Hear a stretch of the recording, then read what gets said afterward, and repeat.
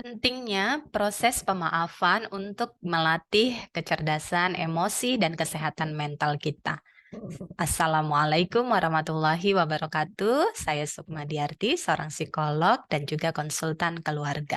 Teman-teman sekalian, proses memaafkan adalah pilihan untuk kita bahagia dan memiliki jiwa yang sehat. Ada beberapa hal yang perlu kita pahami, bahwa pertama, memaafkan fungsinya adalah untuk kebaikan diri kita sendiri. Proses pemaafan tidak perlu menunggu orang yang menyakiti kita meminta maaf, karena memaafkan adalah pilihan untuk berdamai dengan diri kita sendiri. Kapanpun ketika teman-teman merasa siap dan merasa ingin bahagia dan memiliki hati yang sehat, jiwa yang tenang, maka teman-teman bisa memutuskan untuk memaafkan siapapun yang pernah melukai perasaan teman-teman. Yang kedua, proses memaafkan adalah ciri untuk kita menjadi pribadi yang tangguh. Karena hanya pribadi yang tangguh yang bersedia untuk memaafkan. Karena kita tahu ya, untuk memaafkan bukanlah proses yang mudah. Ketika kita sudah merasa terzolimi, maka pilihan untuk memaafkan itu bukanlah sesuatu yang mudah. Tetapi ketika kita menyadari bahwa proses ini penting untuk membuat kita bisa move on dan menjadi diri kita yang terbaik, maka kita akan melakukan itu. Yang ketiga, dipahami ya bahwa ketika kita belum memaafkan orang yang pernah menyakiti perasaan kita atau menzolimi diri kita di masa lalu, itu seperti kita meminum racun yang akan menyakiti diri kita sendiri. Rasa sakit hati, kemarahan, dendam, kebencian yang kita pendam akibat peristiwa masa lalu itu seperti racun yang ada di dalam tubuh kita. Maka ketika kita ingin sehat, tentu kita harus membuang dan mengeluarkan racun tersebut dengan cara pemaafan. Teman-teman sekalian, bagaimana caranya dan siapa saja yang perlu untuk kita maafkan? Ada 3 hal penting yang perlu untuk kita maafkan ya. Yang pertama adalah orang tua. Kenapa? Karena kita diasuh, dibesarkan oleh orang tua kita, ya, sehingga pengalaman apapun di masa lalu bersama orang tua kita akan menyisakan eh, banyak peristiwa di dalam batin kita. Contoh ketika kita diasuh dengan keras, kasar, atau diabaikan, ya, dibandingkan gitu ya. Nah, itu tentu akan menyisakan luka batin di hati kita. Ada kemarahan, kekecewaan, sakit hati, atau rasa berontak di dalam hati kita atas peristiwa pengasuhan di masa lalu. Di antara beberapa klien saya, contoh untuk anak tengah ya, anak tengah sering mengalami tema-tema dibandingkan ya. Dia merasa marah, kecewa ketika dibandingkan dengan adiknya yang lebih pintar atau dengan kakaknya yang lebih cantik. Itu membuatnya luka ya. Jadi perasaan dibanding-bandingkan tentu membuat kita tidak nyaman dan membuat kita menjadi tidak merasa tidak diterima, merasa tidak berharga. Maka teman-teman perlu menyadari ada tema-tema atau luka-luka apa yang teman-teman pernah rasakan di masa kecilnya atau di pengasuhan orang tua. Kemudian kalau misalnya anak tengah ya, karena merasa paling besar, merasa yang paling bertanggung jawab atas segala kondisi yang ada di rumah ataupun keluarga. Seringkali anak yang paling besar memiliki tema-tema perfeksionis ya. Perfeksionis, pengen semuanya seperti yang dia inginkan gitu ya, dan seringkali juga merasa dituntut untuk sempurna gitu ya. Seorang kakak tidak boleh marah ke adik, seorang abang tidak boleh eh, menyakiti adiknya, harus selalu mengalah dan memahami segala situasi. Padahal juga pengen dipahami, pengen dimengerti, sehingga ada kekecewaan, ada kemarahan di sana. Begitupun dengan yang paling kecil juga pasti punya tema-tema tersendiri.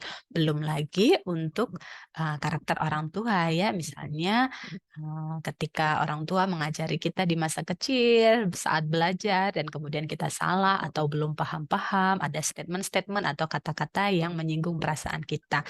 Contohnya orang tua mengatakan kamu gitu aja nggak bisa, gitu ya, membuat kita merasa kecil hati, merasa sedih, ataupun marah, ataupun kecewa. Atau tema-tema tema lainnya ketika orang tua kita terlalu sibuk bekerja sehingga jarang ada waktu membersamai kita, ya, sehingga ada tema-tema kesepian di sana membuat kita merasa sedih, merasa diabaikan. Ya, atau ketika kita membandingkan dengan teman-teman lain gitu ya, ketika teman-teman lain ambil rapot diambilin orang tuanya gitu ya, pulang diantar jemput orang tuanya, sedangkan kita tidak mendapatkan kondisi-kondisi tersebut di keluarga. Sehingga saat kita membandingkan diri kita dengan orang lain, ada perasaan kecewa di sana. Kenapa sih kok ayah tidak menjemput saya? Kenapa sih kok ibu tidak mengambilin rapot saya?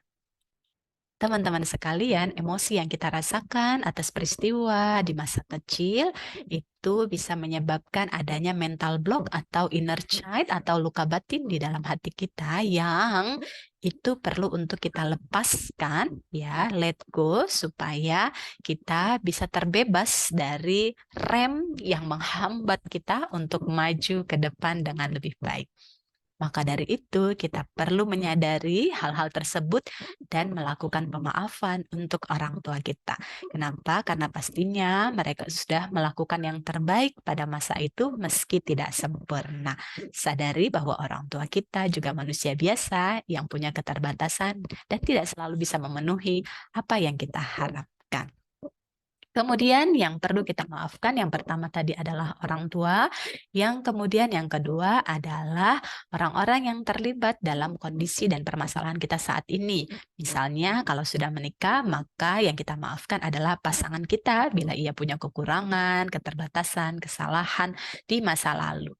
Begitupun kalau di kantor bisa memaafkan rekan kerja, atasan, atau mungkin customer kita bila ada sikapnya, perkataannya, atau keputusan mereka yang membuat kita merasa dirugikan. Kemudian kalau dalam pengasuhan bisa dengan memaafkan anak-anak kita ya atas sikapnya, perkataannya, atau perilakunya yang membuat kita merasa sedih, merasa bersalah, ataupun merasa marah. Ya, begitupun dengan teman-teman ya, misalnya keluarga besar seperti mertua, ipar, adik kakak, dan sejenisnya. Maka itu pun perlu untuk kita maafkan bila ada peristiwa-peristiwa yang masih menyisakan luka di hati kita yang membuat kita enggan ataupun ingin menjaga jarak akibat luka yang kita rasakan di masa sebelumnya. Itu pun perlu untuk kita maafkan sehingga kita bisa membangun lagi relasi yang positif, relasi yang sehat dan harmonis dengan orang-orang yang ada di sekitar kita. Lalu yang ketiga yang tidak kalah penting yang perlu untuk kita maafkan selain dari orang tua, pasangan, anak, dan keluarga, serta rekan kerja juga adalah yang ketiga adalah diri kita sendiri. Ya, kenapa penting untuk memaafkan diri sendiri? Karena kita juga manusia biasa yang tidak sempurna. Sehingga kita pun perlu untuk melakukan pemaafan pada diri kita sendiri. Karena pasti sebagai manusia biasa yang tak sempurna, kita juga bisa melakukan kesalahan, ya, melakukan kelalaian ataupun kezaliman pada diri kita sendiri. Sehingga kadangkala muncul rasa bersalah, ya, karena belum melakukan yang terbaik menurut kita. Ada rasa penyesalan ketika kita melakukan kesalahan yang merugikan diri kita sendiri ataupun orang lain, ya, sehingga ataupun kita merasa malu atas dosa yang pernah kita perbuat di masa lalu, baik yang sengaja maupun tidak sengaja. Nah, sehingga tema-tema rasa bersalah, rasa malu, penyesalan ini membutuhkan adanya pemaafan dari diri kita kepada diri kita sendiri. Ya, ini penting karena ketika kita bisa memaafkan diri kita sendiri, maka kita pun akan naik levelnya. Ketika dalam relasi sosial kita memaafkan mereka, ketika kita ingin menjadi diri yang lebih baik juga, maka kita pun perlu memaafkan diri kita sendiri. Dan seringkali akan lebih mudah bagi kita untuk memaafkan orang lain, orang-orang yang ada di sekitar kita, ketika kita juga lebih mudah memaafkan diri sendiri. Ya, ketika kita mudah memaafkan diri kita sendiri atas keterbatasan kesalahan yang telah kita lakukan, maka akan lebih mudah pula kita memaafkan keterbatasan kesalahan orang lain.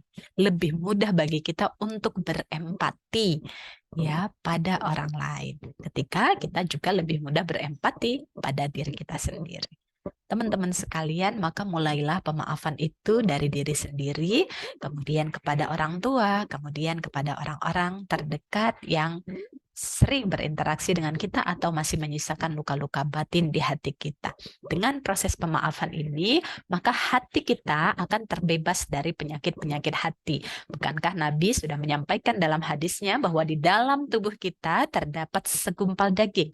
Apabila daging itu baik, maka baiklah seluruhnya. Apabila buruk, maka buruklah seluruhnya. Tahukah teman-teman bahwa daging yang dimaksud itu adalah hati kita, tempat di mana menyimpan emosi-emosi baik positif maupun negatif. Ketika hati kita dibersihkan dari segala emosi-emosi negatif yang terpendam seperti kemarahan, kekecewaan, sakit hati, ketakutan, atau rasa malu dan bersalah, maka hati kita akan terjaga kesehatannya dan lebih didominasi oleh emosi-emosi yang positif. Jadi ya, ketika emosi negatif itu dilepaskan, dibersihkan, maka dengan sendirinya akan berganti dengan kebahagiaan, sukacita, optimisme, ya, dan rasa syukur serta cinta dan kasih sayang.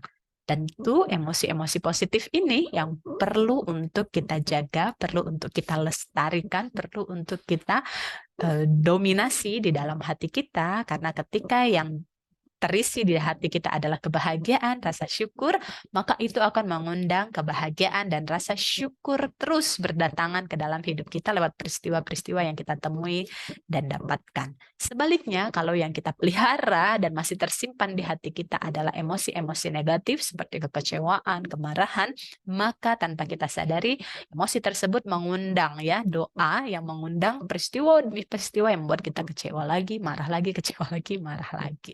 Maka putuskan saat ini untuk berdamai dan melepaskan emosi-emosi negatif yang masih tersisa. Anda berhak layak memilih untuk bahagia dan menjalani kehidupan ke depan lebih tenang, damai, bahagia, optimis, dan penuh rasa syukur. Keputusan untuk memaafkan dan menjadi diri Anda yang bahagia dan terbaik ada pada diri Anda. Karena memaafkan adalah pilihan untuk Anda merasa bahagia, Anda merasa damai, Anda merasa sukacita, dan penuh syukur menjalani kehidupan ini. Bagaimana? Apakah Anda bersedia untuk memaafkan semuanya? Silahkan teman-teman putuskan dan kita lanjutkan di video berikutnya tentang bagaimana cara memaafkan. Terima kasih atas perhatiannya. Mudah-mudahan bermanfaat. Silahkan like, komen, dan share video ini agar makin luas lagi manfaatnya. Wassalamualaikum warahmatullahi wabarakatuh.